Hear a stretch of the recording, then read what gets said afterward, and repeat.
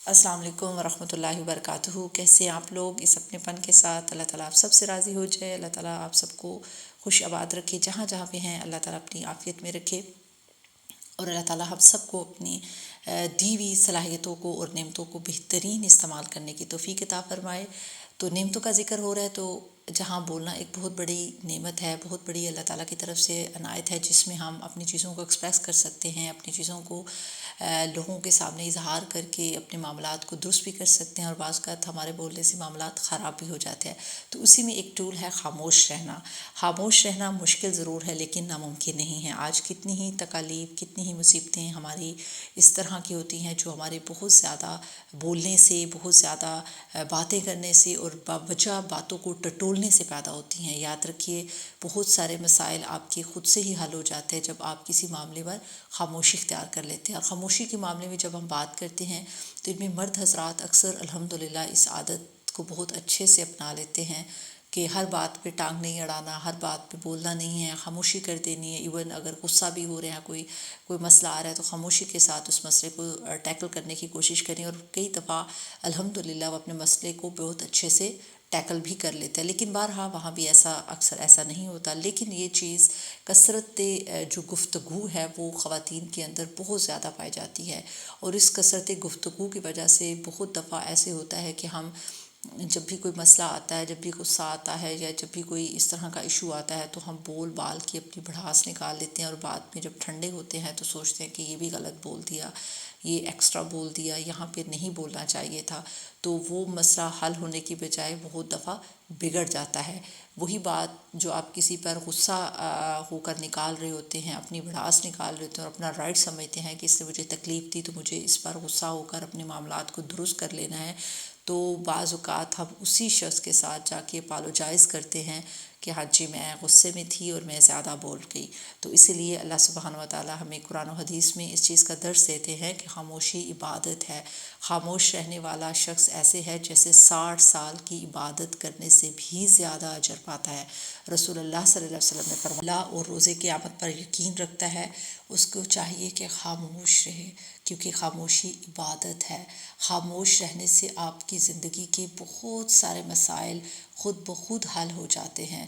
حضرت زکریا علیہ السلام کو قرآن مجید میں آتا ہے نا کہ جب حضرت زکریا علیہ السلام کو اللہ سبحانہ تعالیٰ نے بیٹے کی بشارت دی تھی تو آپ نے کیا کہا؟ اللہ تعالیٰ کی طرف سے کیا حکم آیا تھا کہ 3 دن آپ نے کسی سے بات نہیں کرنی، خود ہی مسئلے حل ہو جائیں گے۔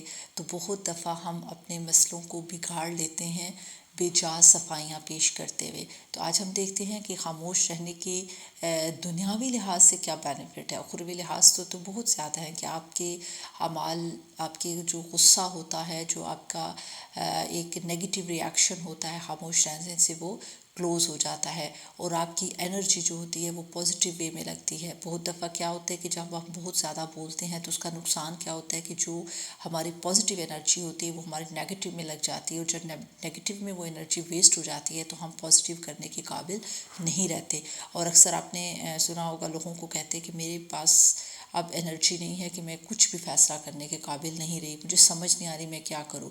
تو اس صورت میں پھر ہم کیا کرتے ہیں، کبھی کالوجسٹ سے رابطہ کرتے ہیں، کبھی دوستوں سے کرتے ہیں، تو پھر وہ اولٹ پٹانگ قسم کے ہمیں آنسر کرتے ہیں، تو جو ہمارے معاملات اور خراب ہو جاتے ہیں۔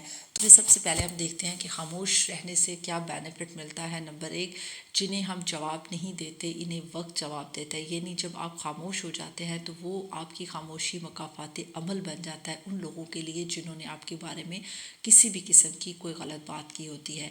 اور اسی طرح جب آپ خاموشی کو اختیار کر لیتے ہیں تو یہ ایک بہت بہترین جواب ہوتا ہے دوسرے کو یہ باور کروانا کہ آپ نے اچھا نہیں کیا۔ اور نمبر 3، خاموش رہنا مشکل ضرور ہے لیکن یہ بہترین انتقام ہے۔